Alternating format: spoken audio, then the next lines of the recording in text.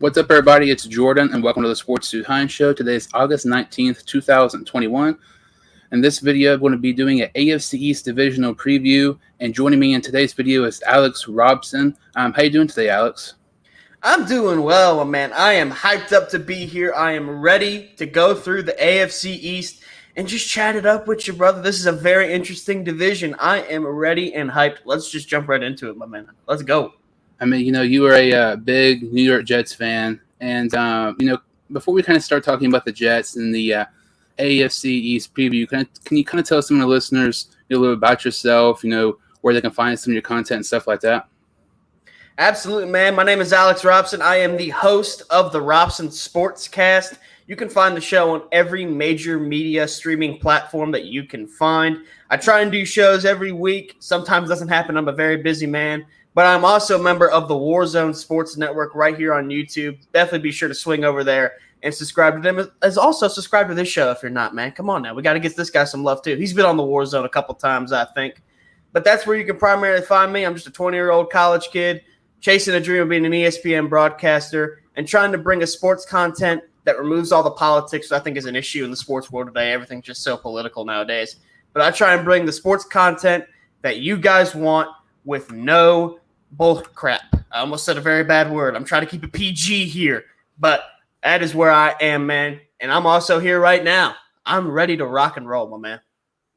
Yeah, the Warzone Sports Network has some great content. One of my favorite videos on YouTube was the Royal Rumble style, draft months and months ago. Had Rappaport, Jonathan Coachman, tons of the other guys. You're all doing a great job there. And, you pretty much hit a nail in the coffin.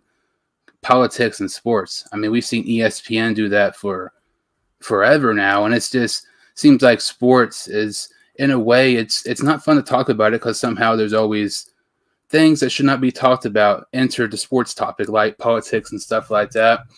And you all have some great content, and you are a big New York Jets fan. Before I bring the graphic up, with the departures and the signings and stuff like that, we kind of got to talk about the injuries. Former Cincinnati Bengal, my favorite team, Carl Lawson, edge rusher, it's announced today. He tore his Achilles, I believe, and is out for the season. What were your kind of initial thoughts on that situation? Piss the hell off. We can't have nice things in New York, man. I do not get it. Joe Namath put a curse on this team when he guaranteed that Super Bowl against the Baltimore Colts all those years ago.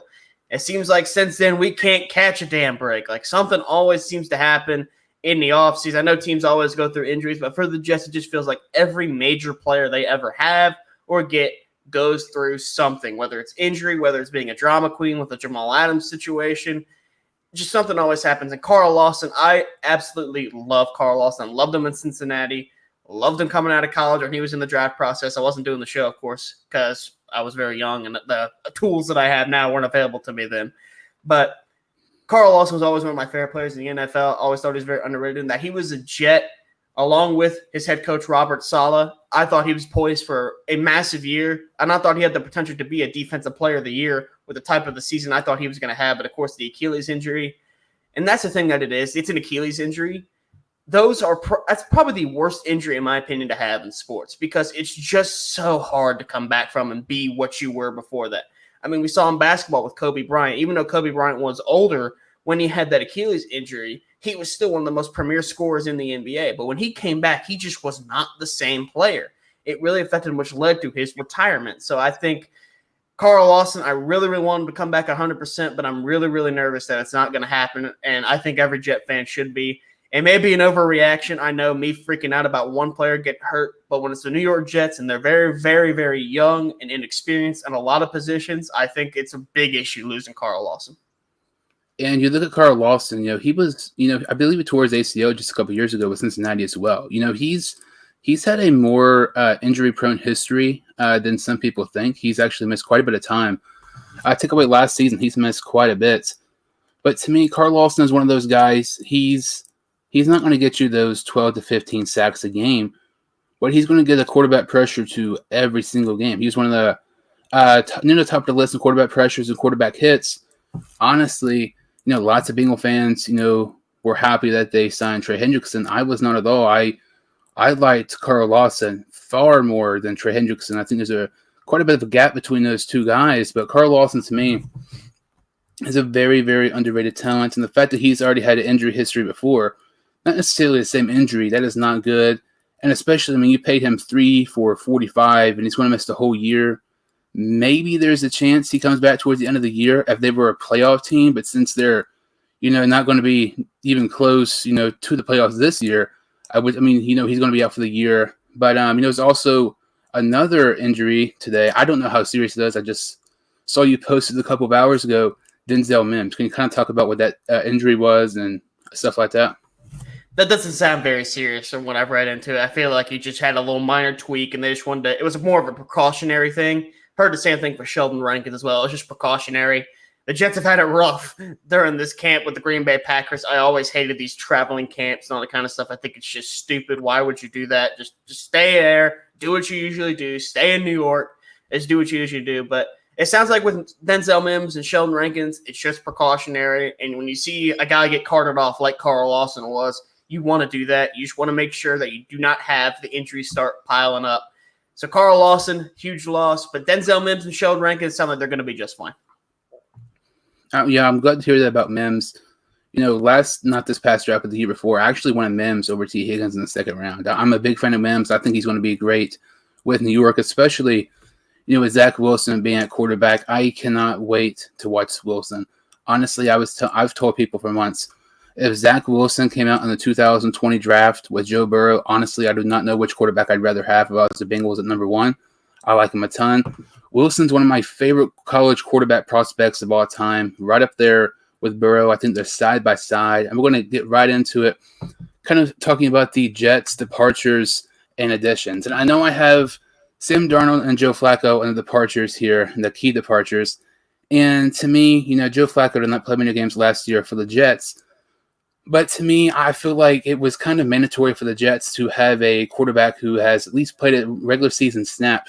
They did sign Josh Johnson recently, but I feel like that veteran presence can really help Zach Wilson.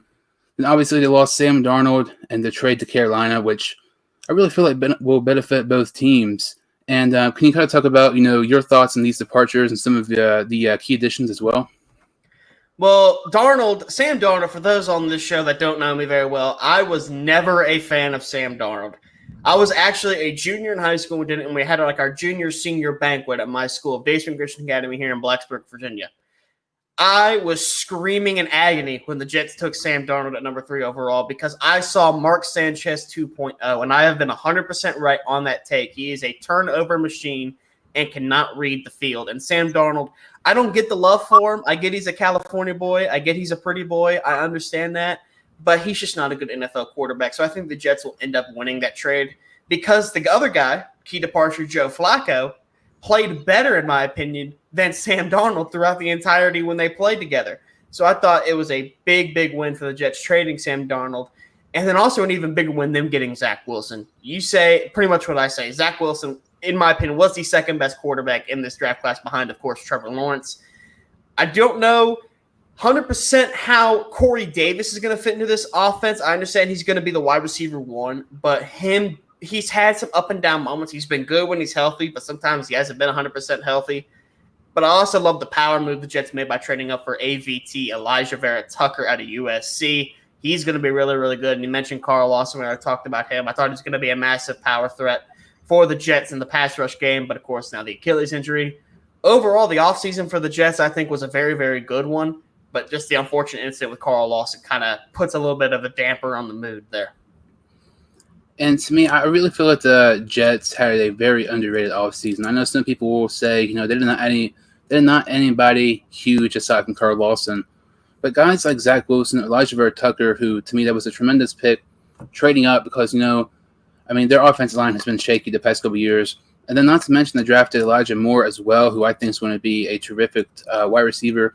He was many people said he was the best route runner in the draft class. Then you had Corey Davis, Zach Wilson. You mentioned he was your second quarterback in the draft class this year. I actually had him as my quarterback 1 over Trevor Lawrence. I really think Zach Wilson is going to be a star in the NFL. And to me, the one thing I absolutely love about the Jets offseason, is that they gave Zach Wilson the talented receivers and the talented offensive line. That's something, Darnold, you mentioned Darnold.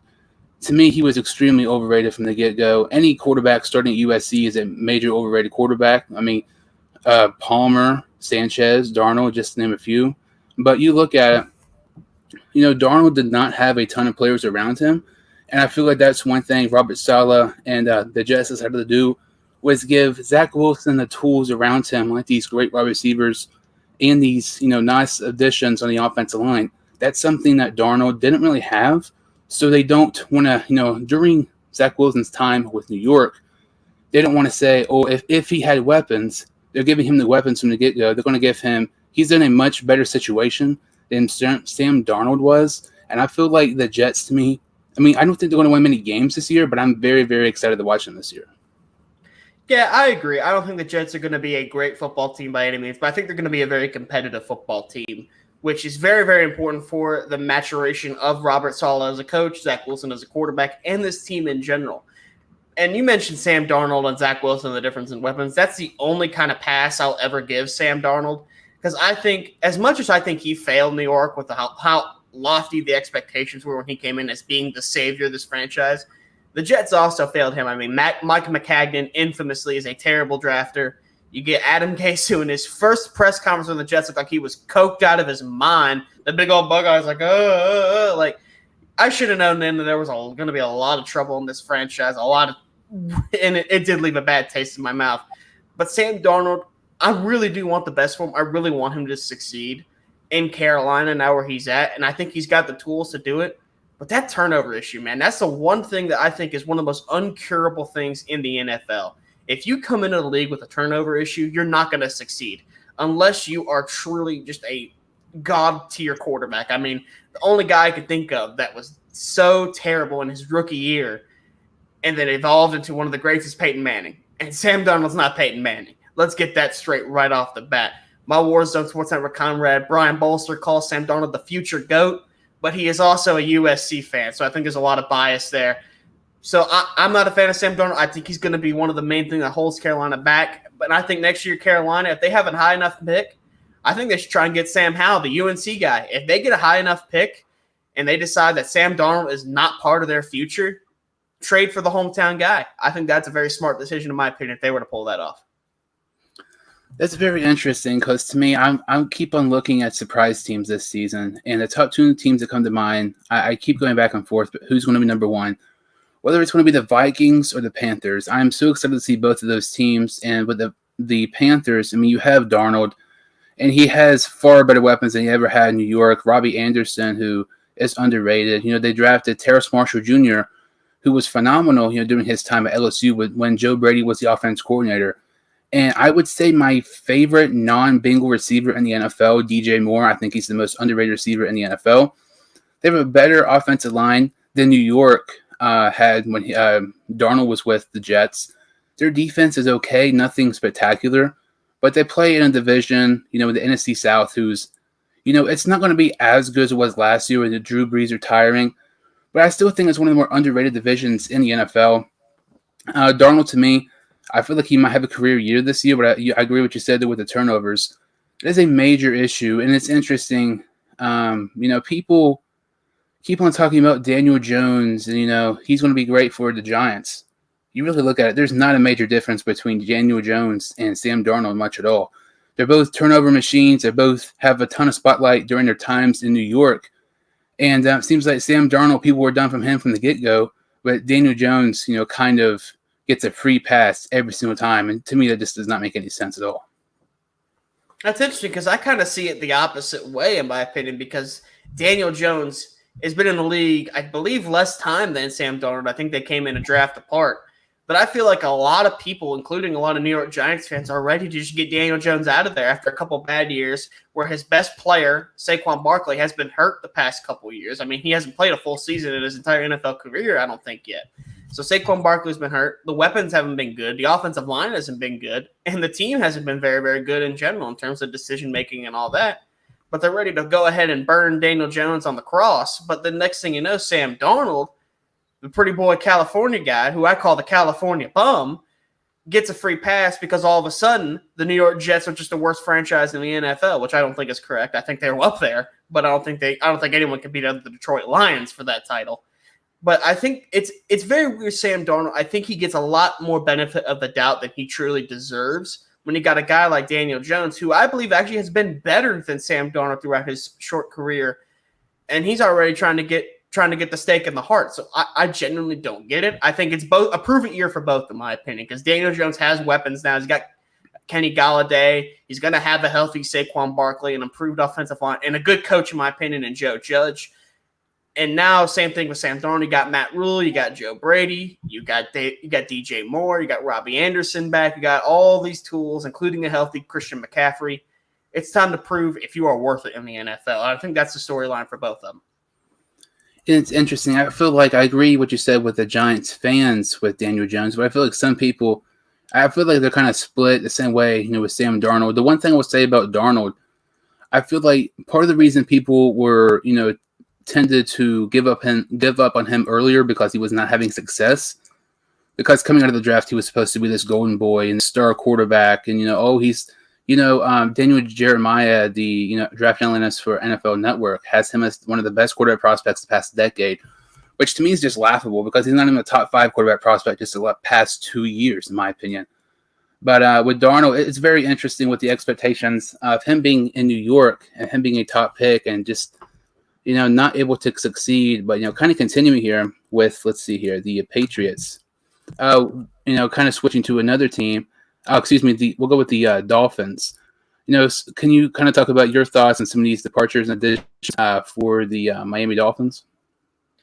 Miami is an interesting team for me this year because their key departures, they lose Fitzpatrick and Kyle Van Noy goes back to New England. I thought that was kind of funny.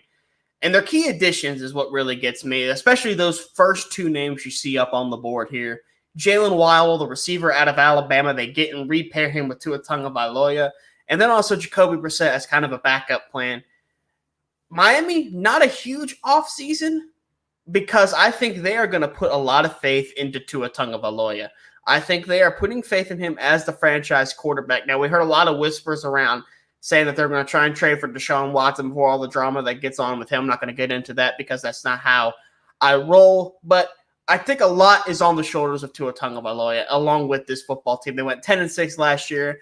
And although Tua didn't have a great year, he had an okay year, in my opinion, and he won them football games because he did not turn the football over.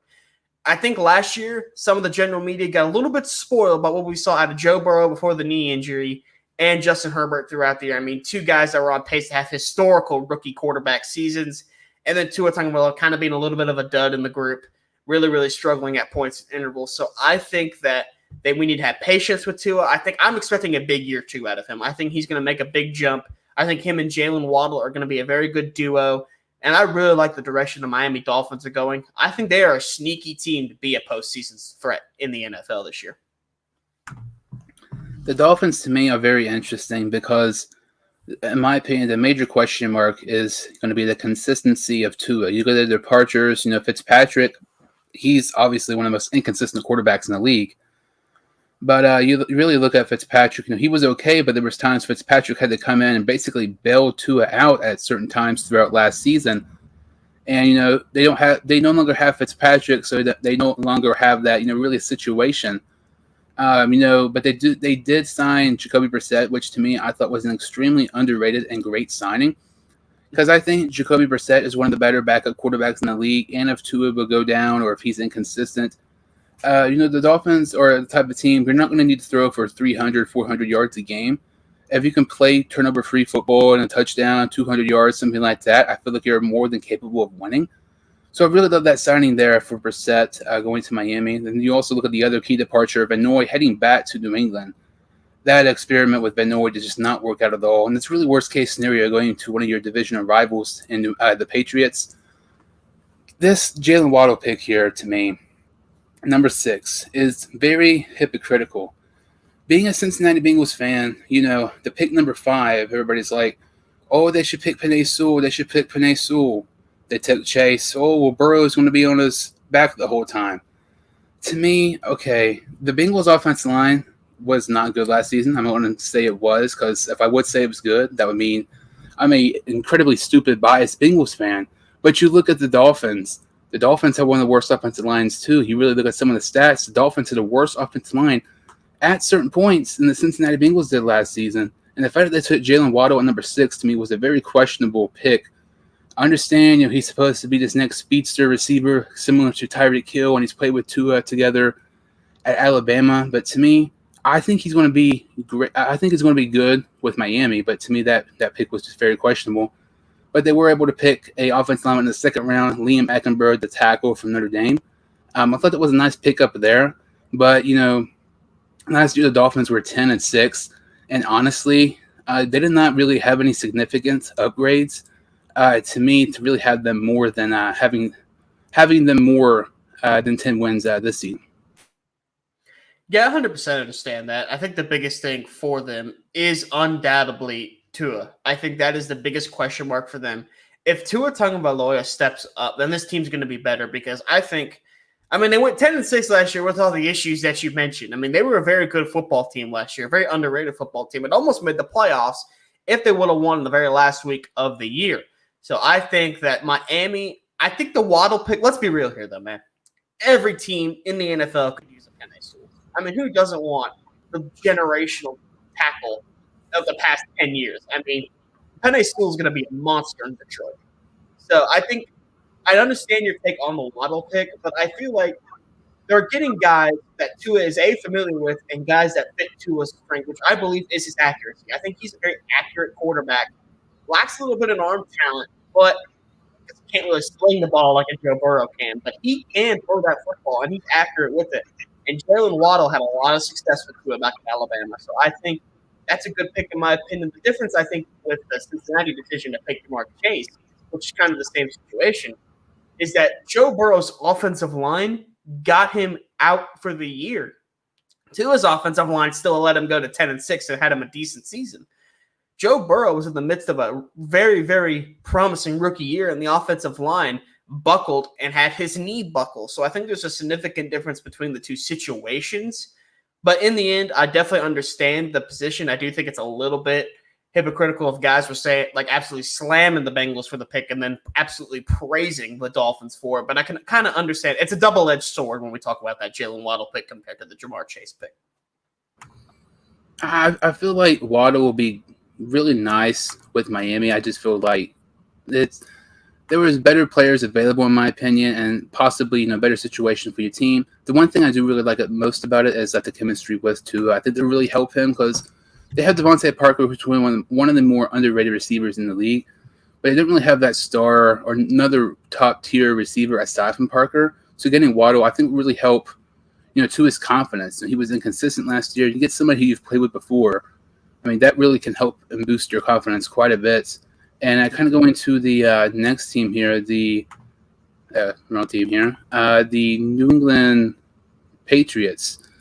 To me, the Patriots are very interesting, and I cannot wait to watch them this year. And I lost Joe Thuney to the Kansas City Chiefs. Lots of people were hoping that the Bengals would get him, and unfortunately we didn't and everything. But Thuney went to Kansas City. I thought that was a great signing there. And then some of their additions. They're basically going to have a completely different team they had compared to last season.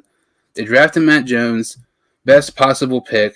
Matt Jones' selection going to the Patriots at 15 reminded me of the quarterback on the Draft Day movie who was supposed to be this top 3 quarterback and dropped, that type of situation. And Matthew Judon, getting him from the Ravens, I think it would be fantastic for them. Their defense really struggled last season. And, they got some other guys as well. They brought back Ben Noy, like I mentioned earlier, from Miami. And then the all right draft. And then you brought in Nelson Aguilar, a nice receiver, to give Cam Newton or Matt Jones, whoever's going to be starting quarterback, a quality receiver. And then you add in 2 top-tier tight ends, 2 top 8 tight ends in the NFL, and Jonnu Smith and Hunter Henry. And I feel like, the last time the Patriots were really great, they've won Super Bowls the past couple of years, just a couple of years ago against the Rams. But the last year they were consistently, absolutely phenomenal was when they had Aaron Hernandez and, Gronkowski, 2 really, really nice tight ends. And I feel like with a 2 tight end system, it's always better for teams because you don't know who to guard, and you also have the wide receivers or even running backs to go out in the backfield. But when you have 2 top 8 tight ends with a all right wide receiver core and with a absolutely loaded backfield with Stevenson, Sonny Michel, and a couple other nice guys as well, whether it's Matt Jones or whether it's Cam Newton, I feel like the Patriots will kind of, I don't know, they're going to be much better than last year, in my opinion. Last year they were 7-9. Belichick, he's peed off from last year. People are, thinks he's, nothing without Tom Brady. I'm really, really excited to see the Patriots this year. There's a thing that you forgot to mention with that whole 2 tight end thing. They had a guy named Tom Brady throwing the football. Now they're going to have a guy with a bum shoulder in Cam Newton, or in my opinion, probably the biggest bust of the first round, in my opinion, with how much hype he is getting. Mac Jones, I understand he is this next prodigal Alabama prospect, but come on now. The dude, you've seen the photos. You've seen the photos of this guy, what it looks like underneath that jersey. In the NFL today, that's not what you want your quarterback to look like. You want your quarterback to be mobile, slim, athletic. I mean, look at some of the best quarterbacks in the NFL. Patrick Mahomes, he can move. Kyler Murray, he's probably the best mobile quarterback in the NFL. Lamar Jackson may have something to say about that as well. I mean, the criteria for quarterbacks has changed. I say this about Mac Jones. Mac Jones is a great pick 15 years ago because Mac Jones is not athletic whatsoever. He does not run the ball well. And that's a thing you have to have in the NFL today. I understand you'll say, oh, what about Tom Brady? Tom Brady is probably the most accurate quarterback in the history of the NFL in terms of pocket presence and what he can do with the football. There is no comparison. So I think Mac Jones is not going to be this home run hit that everybody's talking about him being. I think he's going to have major issues. People will highlight the preseason game he's playing against second and third stringers. Congratulations, Mac Jones. And Jonnu Smith and Hunter Henry are great pickups, in my opinion. It's a very different offseason than what I'm accustomed to from New England. They're usually very conservative in the offseason. But I like their aggressive approach. And then Matthew Judon's a great pickup, in my opinion. I think he's a very underrated pass rusher. So I think overall they did all right. I just think we got to slow down this Mac Jones hype train, claiming that he is some sort of next prodigal god, demigod type New England quarterback. I know they dealt with Tom Brady and all that. But let's be real here. The criteria for quarterbacks has changed since he was first coming into the league, Mr. Brady. And Mac Jones doesn't fit the new criteria. And I agree with what you said there because you mentioned earlier the only rookie quarterback who really struggled and had great success was Peyton Manning. If Peyton Manning played in today's era, he would not be a Hall of Famer, in my opinion. Because like you mentioned, the quarterback changes throughout the years and mobile quarterbacks are basically taking over the game. You look at in my opinion, the last set in stone mobile quarterback who was drafted in the first round was Dwayne Haskins a couple years ago out of Ohio State. We've kind of seen so far what that's been like. He's been one of the biggest busts in the NFL so far. And I feel like it's interesting with Matt Jones because, he's not really mobile, like you said, easily. If he were to start today, you could probably make a case he's the least mobilest quarterback in the NFL, or at least top 3 in my opinion.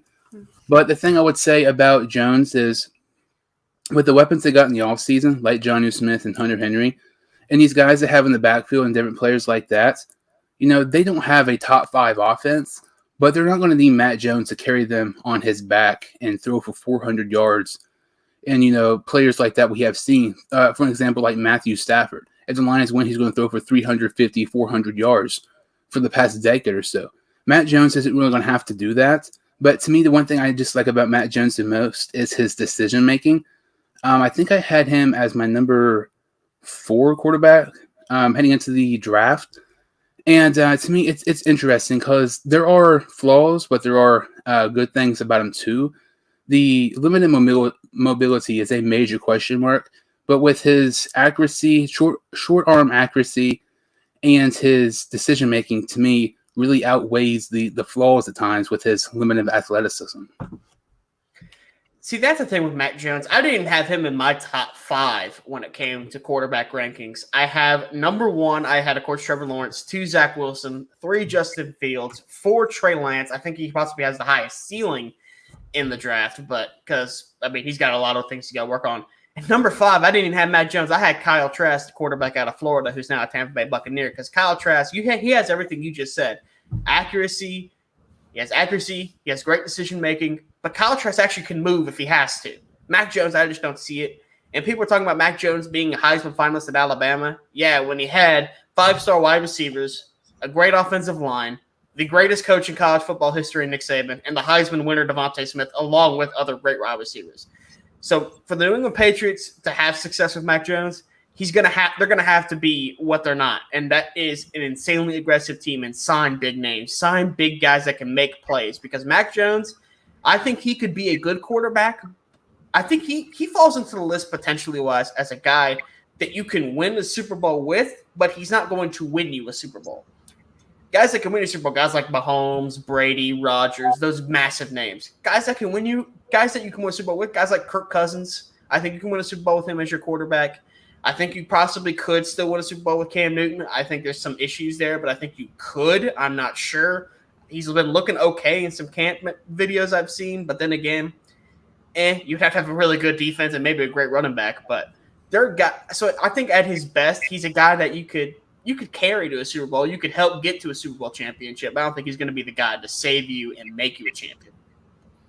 That's an interesting point. And you said you had Trask at number 5. And, I mean, he, watching the Bengals game against Tampa Bay, he really struggled. I believe it was 4-15 for 35 yards. Aren't you a big Florida fan? I am a big Florida fan, but in my takes, I try and hold every single bias away from it as I can. And I understand that, but Kyle Trask is kind of in the same field as a Mac Jones and all other later quarterbacks, I think. Because I think there are 3 guys that were taken late that could potentially turn out to be good. Kyle Trask, one of them. I think the Kellen Mond pick could be a very sneaky one. I think he could turn out to be something really, really good. Another guy I really like that's not talked about a lot is Ian Book, quarterback out of Notre Dame that's now with the New Orleans Saints. I think he is a wild card in that quarterback race with the Saints. But those are guys that are going to need time to develop. And Kyle Trask is in the best situation, in my opinion, out of all these quarterbacks. He's getting to sit behind the greatest football player of all time for maybe 2 or 3 years. I do not care if he's like 25, 26 when he starts playing football as a starting quarterback. It's not going to matter if he's got 3 years under his belt learning from the GOAT and he's just flinging the rock around. It won't matter then. So I think Kyle Trask is a very sneaky pick. I understand people will look at me and say I'm biased because I'm a Gator, but I remove all that. I like Kyle Trask's skill set a lot. And I thought you were a Florida fan, but I couldn't remember. I've seen some of the videos, and you've mentioned Florida a couple of times. Kind of mentioned before the show. My favorite team is Marshall, but my second team is actually Florida as well. And I'm not really, I don't know a ton of their players, but every single time they're on, I'll try to watch them as much as I can. And last year, there was times with Trask, and you watch him, and it's like he has shown tons of potential, but then at times you go back and watch some of his film. There are times when Kadarius Toney, Kyle Pitts, or even maybe Trevon Grimes even, occasionally will bail him out at certain plays. And Trask, to me, I feel like I 100% agree with what you said there. He is easily in the best position of any quarterback taken in this year's draft, and it's not even close. And when I see Trask, when I had my quarterback rankings, I think he was just outside my top 5, I think number 6. But when I see Trask, to me, the first player that comes to mind is Derek Carr. They're similar size, similar kind of skill set. They're both terrific in throws. Short accuracy, 15 yards or so, 20 yards. Then the deep ball, they're kind of inconsistent at times, but they're limited mobility, and, they're not really known for being a mobile quarterback like today's era. But if it's like a 3rd and 4 or something like that, they can, occasionally go out of the pocket and scramble enough for a first down. We really saw that the last couple games of the season, not the bowl game against Oklahoma, but, against Alabama and against LSU and some of those games. I think Trask really has potential. He's not going to be the best quarterback in the league ever, but I wouldn't be surprised if he would win a Super Bowl. But just all the talent Tampa Bay has and an amazing position he is with the Buccaneers. Absolutely, 100% agree. That was probably the flaw on Trask, though, was sometimes he would lock in too much on a guy. I think he did that a lot when Kyle Pitts was on the field, and it's hard not to. I mean, Kyle Pitts, I believe, is probably going to be Rookie of the Year. He's going to be an amazing player. I have him, honestly, as a top 4 tight end coming out of this season as the first year because I think he's going to have a massive year. But I understand that Kyle Trask has a lot of issues to work out, but he's got about a 2 or 3 year buffer before he really has to have an issue with that. Because other than that, he's going to learn behind Tom Brady. And so I'm not concerned about Kyle Trask's issues right now. I'm concerned about how he's going to grow behind behind Tom Brady. And everything I've heard from Tom Brady talking about Kyle Trask, it's been nothing but great reviews. So I do not care about him going 4 for 13 in a preseason game. I care about what the GOAT is saying about him. And Tom Brady says he's doing just fine. And, he was picked at the end of the second round, and some people thought that was kind of early. But at the same time, if he was not going to be there with the Patriots late third-round pick around 100 or so. So I don't think it was a bad pick by the Patriots, the Buccaneers there to get the eventual successor of Tom Brady. Florida plays at Kentucky this year in Lexington on October 2nd. I'm going to try my absolute best to go to that game because I've been to a couple Florida games in Gainesville. It's crazy because it's like a playoff atmosphere, basically. And I've been to one playoff game, and it was the worst playoff game I've ever seen. It was the Bengals-Steelers game years ago. That was a heartbreaker. But you look at the Florida games. I mean, it is just awesome, like the atmosphere and everything like that. Definitely want to see them possibly in Lexington because I feel like, Florida lost some of the key players like Trask, Grimes, Tony, and Pitts. But I feel like, they're not going to be quite as good, but I'm really, really excited to see a guy, especially like Emory Jones. I'm really excited to see how he's finally going to start with the Gators. Yep, I'm looking forward to Florida this year. I'm really looking forward to seeing Emory Jones finally as a starting quarterback. I've been high on him since the recruiting process. Dan Mullen's highest recruited player ever as a head coach. I think he's got a lot of potential. I think a lot of people are sleeping on him. I think he's got some kinks in the system, but I think he's the first quarterback Dan Mullen's had in his time at Florida that fits his criteria, a mobile quarterback. And I think with Dan Mullen's success, with Tim Tebow, Dak Prescott, Alex Smith, among others that he has coached and has groomed into NFL quarterbacks, I think the league should be scared about Emory Jones. Yeah, it's going to be really fun to see how Trask performs with Tampa Bay and also how Jones performs with the Gators this season. Kind of going into this last team here, the team who ended up winning the AFC East last season, they were 13-3. The Buffalo Bills, and you look at the Bills, they lost John Brown, who, he's not some star receiver, but in their offense, I really feel like I feel like John Brown can benefit the Buffalo Bills offense just about more than any other offense in the NFL. They used him absolutely terrific, but they also brought in Emmanuel Sanders, basically replacing John Brown, the exact same skill set type of player. They drafted back-to-back edge rushers in the first and second round. They brought in Gregory Rousseau, which to me was a questionable pick. I don't hate it. I don't love it. But Gregory Rousseau, to me, you mentioned Matt Jones could possibly be one of the biggest busts in the first round. Not quarterback-wise, just player-wise in general. I want to say Gregory Rousseau is going to be towards the top of the list, in my opinion. There's times where he looks absolutely phenomenal, like a top 5 edge rusher. But there's also times he does not even look like a top 12 edge rusher.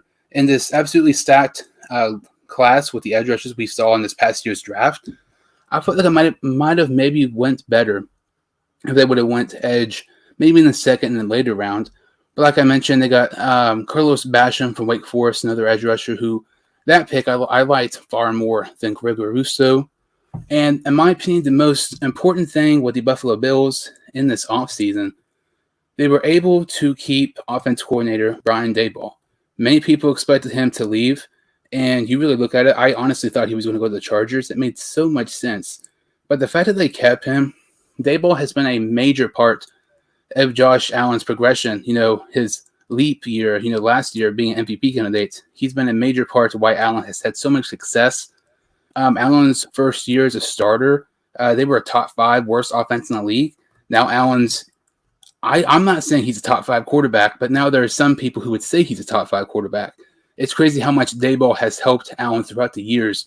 And I think getting him to Allen, who's already one of the better quarterbacks in the league now, will really help benefit Buffalo, maybe take them to the next level. Yeah, I do like what Buffalo did in the offseason. They addressed the defensive line, which I thought was an issue. They had a bit of an issue on defense in general compared to their offense. And in the AFC, where you got guys like Mahomes slinging it around, you got to be able to find a way to slow him down at least somewhat. I like the Rousseau pick. I think there's a lot of question marks around him, but I think in the end it's going to be a great pick along with Basham. And probably my favorite addition for them is actually Emmanuel Sanders, because I know they lose John Brown. And I'm like, man, that's actually low-key a really big loss for them. But then they get Emmanuel Sanders, who I know is older, but older is wiser in the NFL, man. I really like Emmanuel Sanders' skill set. I like what he brings to the table for them. And I think they needed a true wide receiver, too, besides Stephon Diggs for Josh Allen. And I think Emmanuel Sanders still provides that. But the biggest thing for me about Buffalo coming into this year is the run game, because that is you can't have Josh Allen being your leading rusher every single year, and that's been the case so far through the past few seasons. So I'm expecting a big year out of not Devin Singletary. I'm expecting a big leap year out of Zach Moss. I think he's a second-year running back out of Utah. I really, really like Zach Moss. I think they've been grooming him to be their lead back, and I think he has a lot of potential to be that.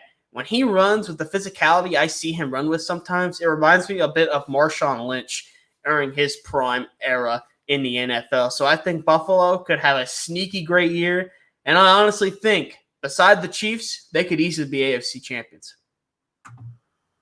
That's very interesting because you look at the Bills. They had 13 wins last season. I don't think anybody could have expected that, and I don't think it's crazy because you look at the Bills and the Browns. They've been some of the worst teams in the NFL for the past 2 decades, and they each won a playoff game last season. And the Bills did have getting Emmanuel Sanders. They lost John Brown, but it kind of cancels out. They got the edge help that they desperately needed. But to say they desperately, upgraded compared to some of these other teams, like Kansas City, like Cleveland, like Indianapolis, some of these other top-tier teams in the AFC. I know I mentioned the Colts, but I'm super, super high on the Colts this season. Honestly, just looking at the AFC, I would probably have the Bills right now, maybe as the 3rd or 4th best team. Allen is great. Stephon Diggs, that trade last season helped Allen so much. But you look at the Bills roster and compared to those other top-tier teams in the AFC, I think there's a significant gap between roster-wise a team like the Chiefs and a team like the Browns. I mean, you can make a case, they are a slightly better team than last season, but the AFC East is going to be much better than it was last year.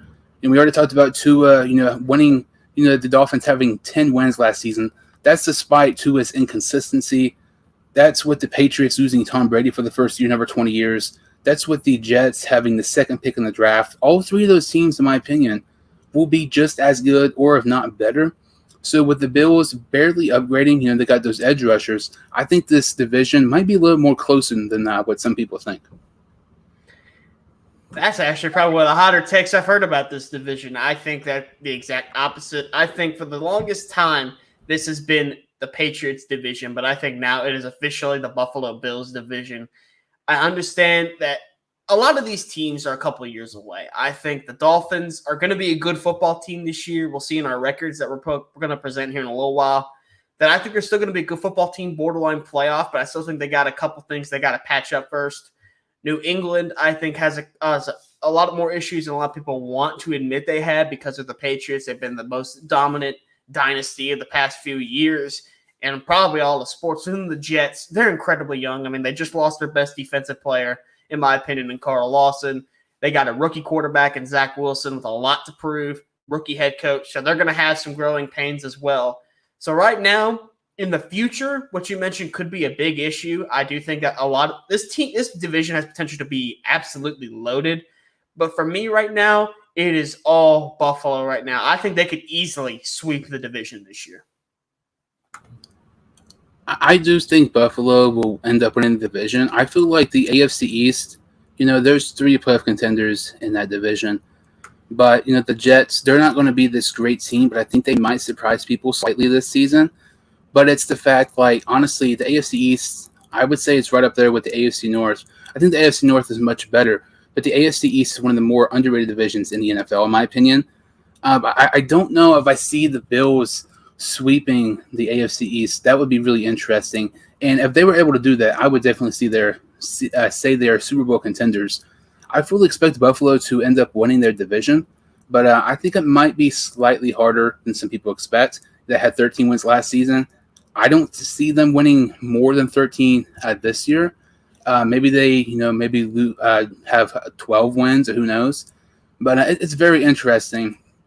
Kind of mentioning about the wins, with the records.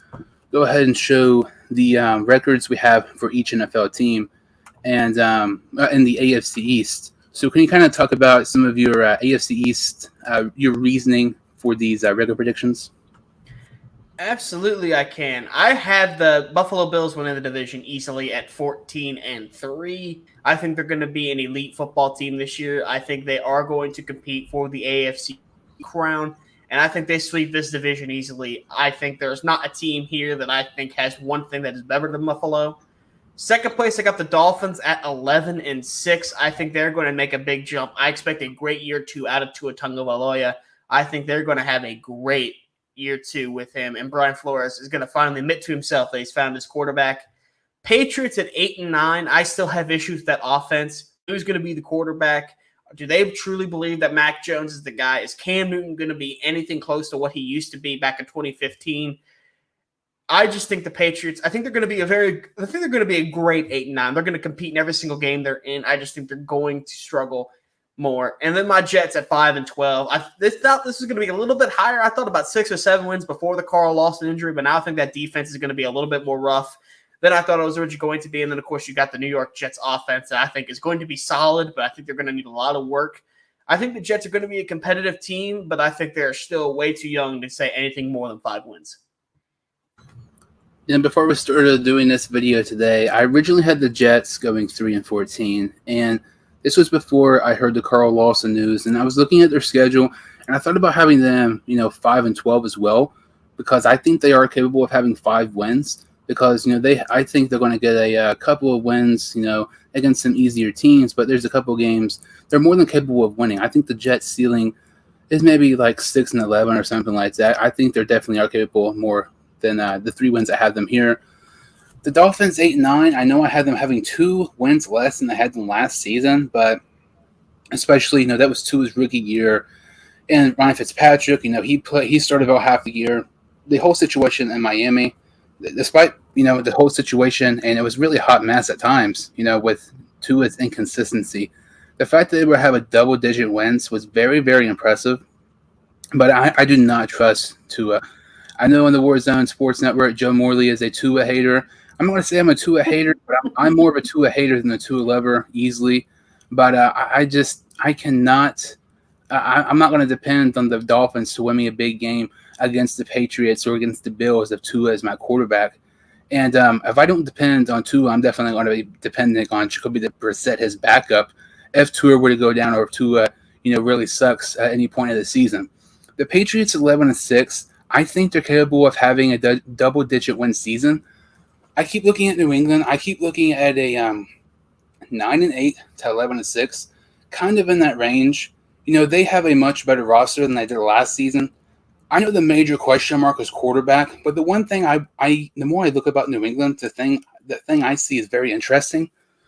They were 7-10 last season with their first year without Tom Brady, and you look at it, they had quite a bit of players due to the coronavirus and the COVID protocol and stuff like that at times last season. I know Cam Newton, there was times the Patriots weren't not able to practice because some of these players, had contacted the virus and everything like that. I'm not trying to make excuses for the Patriots.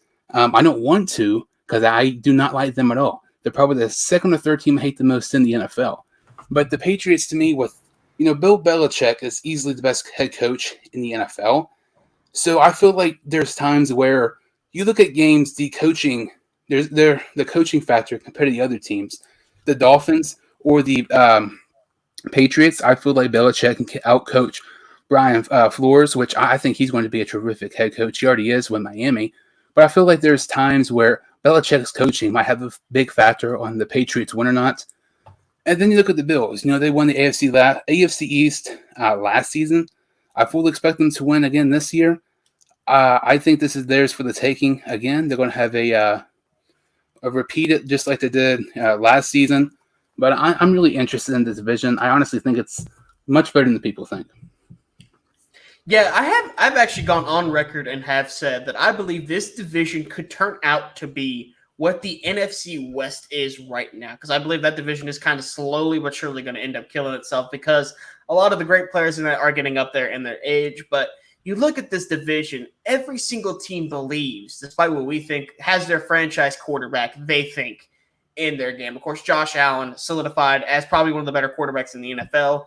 Miami, I think, believes Tua is their guy. I'm not sure with all the Deshaun Watson talk, but we shall see.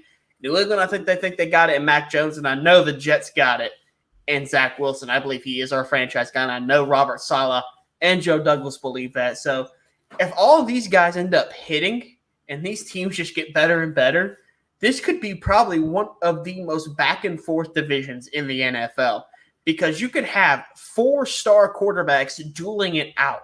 You could have Zach Wilson making the off-balance crazy throws that he does. You could have Josh Allen throwing the ball 15 times and just hitting 60 of them, like throwing the ball 60 yards 15 times a game. Tua Tagovailoa could be slicing and dicing with his precision, and Mac Jones could just be there being the game-managing quarterback. This division could potentially be absolutely loaded. And the thing about the AFC East to me is what's most important compared to the other ones. Josh Allen signed that huge extension for 6 years with $43 million. But at this very moment, he's still in his rookie contract. Every single starting quarterback in the AFC East is on a rookie contract. You cannot say that about any other division in the NFL. That's what really separates them and the potential that the AFC East has. You mentioned the NFC West. Matthew Stafford has maybe 3 years left. Russell Wilson, I don't know. To me, I think he's one of the better quarterbacks in the NFL, but this past couple of years, the Seahawks should be better than what Wilson has, been capable of. Look, Kyler Murray, he has potential to be really good with the Arizona Cardinals, but until some of these guys like Stafford retires and, Wilson declines, I don't think the Cardinals are going to be good enough. And then you have the 49ers, who I think have potential to be great. We mentioned Kyle Trask in the best situation of any rookie quarterback. Number 2, in my opinion, is 100% Trey Lance because the talent he has in San Francisco. But with the AFC East, to me, it's very intriguing. I definitely think it's one of the more underrated divisions in the NFL. And I would not be shocked at all, if the Jets maybe get 5, maybe 6. If the Dolphins, I know I have them being far worse than they were last year, 8 wins. But I wouldn't be shocked if Miami, goes to the playoffs, or the Patriots go to the playoffs, or the Bills, have 13 wins or something like that. This division is very, very interesting, and it's much more interesting. There's far more intriguing storylines with these rookie quarterbacks compared to other divisions. Yeah, it's going to be a lot of fun seeing this division grow and become what I think it could be. The biggest thing, though, is what do these quarterbacks turn out to be? I know we got Josh Allen. We're pretty sure he's the franchise guy that the Bills have been searching for a long time.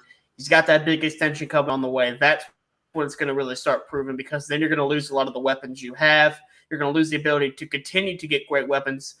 Are you really the franchise guy? I think that's the biggest question I have about Patrick Mahomes. I know I have questions about Patrick Mahomes, but he's got that big contract coming up. They're not going to be able to keep Travis Kelce. Not going to be able to keep Tyreek Hill. Not going to be able to keep some of the good players they got on defense. So it's really going to be a test of his ability as truly the franchise guy.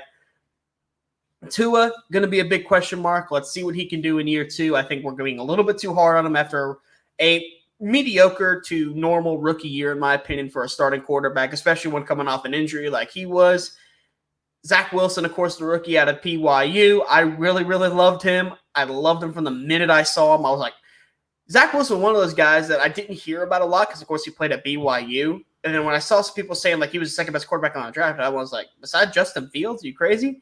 And then I threw on a BYU game, and I just see Zach Wilson. I'm just like, oh, my God. I'm just like, this dude can make every throw possible. He's got a great situation, in my opinion, a great GM. In my opinion, going to be hopefully a really good head coach. I think he's going to shine in New York. I think he's going to be the savior they have been looking for so damn long. And then, of course, Mac Jones, probably the biggest question mark, in my opinion, in this division. But at his peak, I think he's going to be solid enough. I'm looking forward to this division. It's going to be really, really fun with all these teams at their best. I really do think that all of these teams have potentially a franchise guy at the quarterback. Just got to wait back and see. We're going to watch this division grow as we sit and watch this 2021 NFL season. Yeah, you mentioned Zach Wilson. He was just phenomenal at BYU. I remember his freshman year. He was 17-17, I believe, against Central Michigan and Western Michigan in the Idaho Potato Bowl or something like that. It was the first time ever a quarterback had a perfect completion percentage in a bowl game. I knew then, that was a couple of years ago, he was one of those quarterbacks who I've always tried to, follow since then. He's going to do great things for the Jets.